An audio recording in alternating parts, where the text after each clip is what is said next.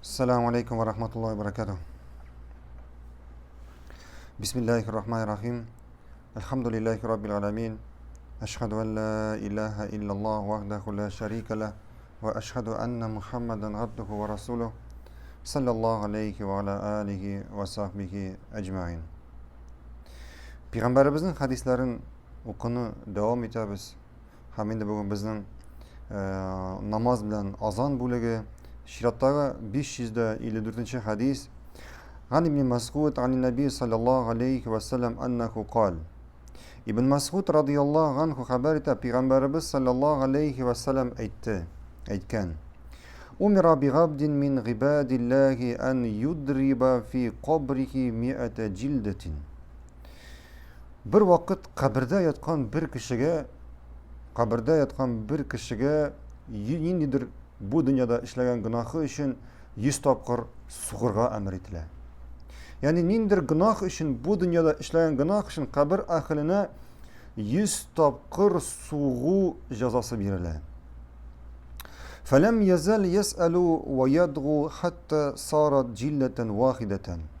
Hem bu kişi bu cezanı bilgenden sonra bu 100 tapkır suğunu bir tapkır suğuğa eğlendirgençeye kadar, yani bir tapkırga kimitken 100 tapkır suğunu bir tapkırga kaldırgançaya kadar Allah'tan soravun tuktamay.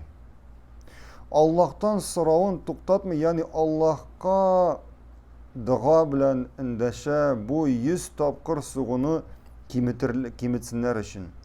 Hem şu 100 tapkır suğunu kimitler hem kim kala? Bir tapkırına kala.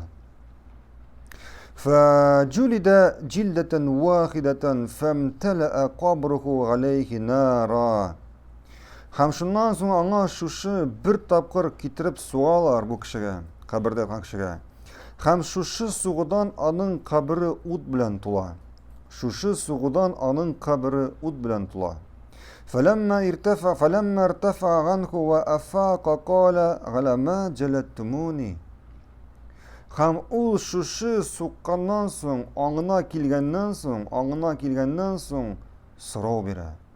Yani nerse işledim men? Nindi günahım üçün miňa şulaytyrıp soktular diye.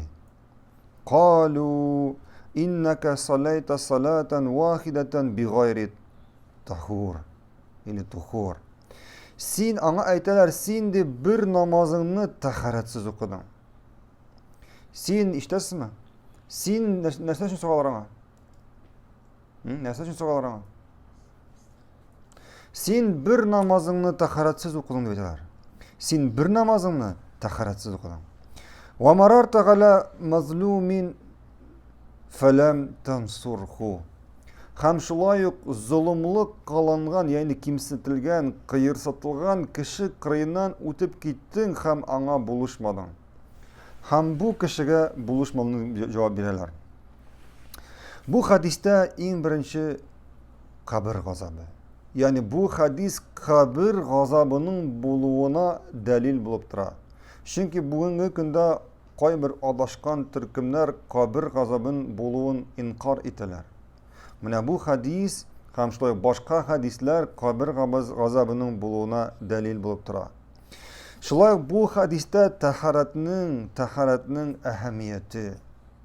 Bilgenimizce taharat namazının açkışı bulup tura. Hem subhanallah kişi baratik bir namazın taharatsiz okuyan sebeple ana şunday naşar, şunday ağır ceza verilir.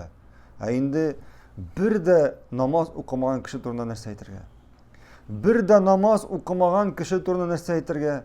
Subhanallah, bar şunday kişiler ömür boyu yaşap bir tapkır taharat gusül almışa ölüp giteler. Bir tapkır dürüst itirip taharat gusül almışa ölüp giteler. Allah saklasın. Allah saklasın. Şuna göre hem şulay bu hadisten nerse için ne için birilen bu ceza? Zulümlük kılıngan kişi kırıyından ötüp gitken için. Ana buluşmuşa.